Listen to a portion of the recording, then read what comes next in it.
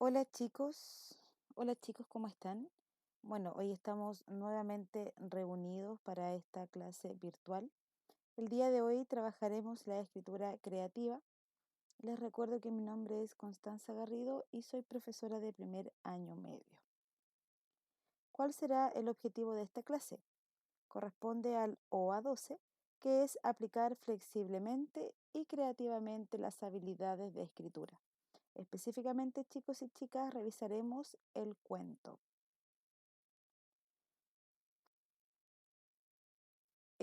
Ahora vamos a recordar la estructura del cuento. La estructura del cuento inicia con la situación inicial, también llamada inicio o planteamiento. ¿En qué consiste en esta primera etapa de la escritura de un texto? Dice que se refiere al comienzo de la historia, el momento en el que el autor contextualizará al lector, tanto en el lugar en el que se encuentra la narración, los personajes que van a intervenir en ella y los presentará ligeramente para que tengamos una idea de quiénes son y lo que buscan. ¿Qué punto nosotros vamos a desarrollar en esta primera parte de la escritura de un cuento? ¿Cuándo ocurre la acción, específicamente época o tiempo? ¿Dónde van a ocurrir los hechos, ya sean los lugares? ¿Y quién o quiénes son los personajes de este cuento? Acá, específicamente, chicos, lo que ustedes tienen que hacer es mostrar estos datos que se especifican, el tiempo, el lugar y los personajes. Sin embargo, aquí no tienen que hacer descripciones tan detalladas, sino, como dice el texto, los va a presentar de manera ligera, de manera simple, sin detalles, solamente para que el lector se pueda ubicar en la historia y lo que va a desarrollar. Luego de esto tenemos la segunda parte que corresponde al nudo o el conflicto. Acá dice que es imprescindible que haya alguna acción, que ocurra algún hecho que altere el orden apacible del inicio y que ponga a los personajes en alguna situación controvertida o complicada de resolver. También es la parte del cuento donde se plantea cuál es el problema que tienen que enfrentar los personajes principales. Aquí se genera el problema, la situación que debe afrontar el personaje principal o los personajes que vayan apareciendo en nuestra historia. Luego de esto tenemos el desarrollo. En este punto se va a relacionar con los hechos y las acciones de los personajes ante una posible solución del nudo.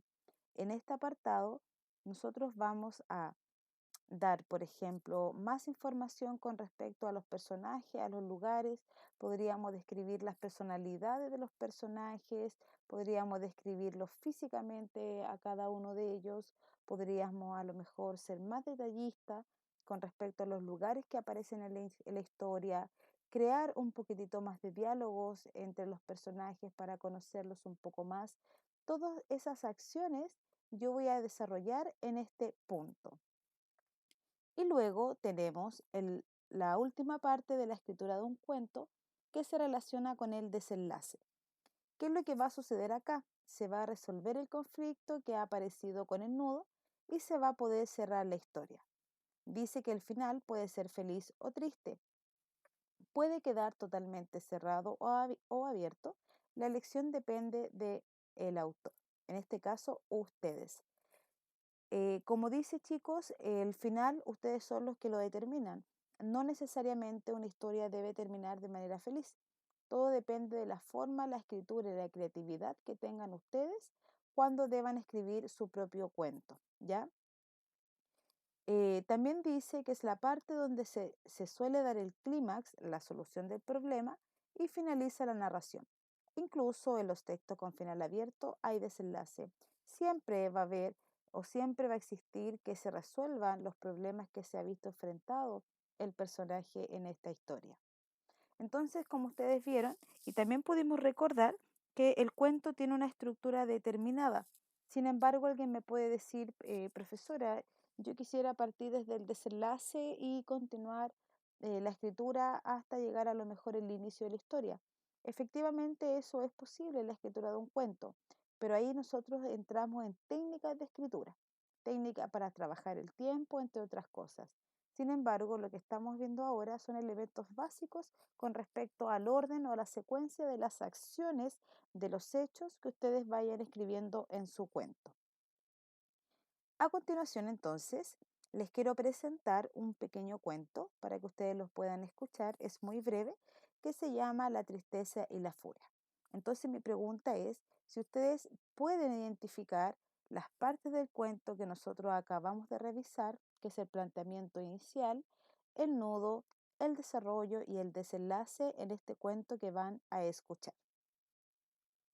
Entonces, a continuación, los invito a que puedan oír esta narración. Esperamos que cargue un poco. Está un poquito lento el internet. La tristeza y la furia. En un reino encantado donde los hombres nunca pueden llegar, o quizás donde los hombres transitan eternamente sin darse cuenta. En un reino mágico donde las cosas no tangibles se vuelven concretas. Había una vez un estanque maravilloso. Era una laguna de agua cristalina y pura, donde nadaban peces de todos los colores existentes y donde todas las tonalidades del verde se reflejaban permanentemente. Hasta ese estanque mágico y transparente se acercaron a bañarse haciéndose mutua compañía la tristeza y la furia. Las dos se quitaron sus vestimentas y desnudas las dos entraron al estanque. La furia, apurada como siempre está la furia, urgida sin saber por qué, se bañó rápidamente y más rápidamente aún salió del agua. Pero la furia es ciega, o por lo menos no distingue claramente la realidad, así que, desnuda y apurada, se puso al salir la primera ropa que encontró. Y sucedió que esa ropa no era la suya, sino la de la tristeza. Y así, vestida de tristeza, la furia se fue. Muy calma y muy serena, dispuesta como siempre a quedarse en el lugar donde está, la tristeza terminó su baño. Y sin ningún apuro, o mejor dicho, sin conciencia del paso del tiempo, con pereza y lentamente, salió del estanque. En la orilla se encontró con que su ropa ya no estaba.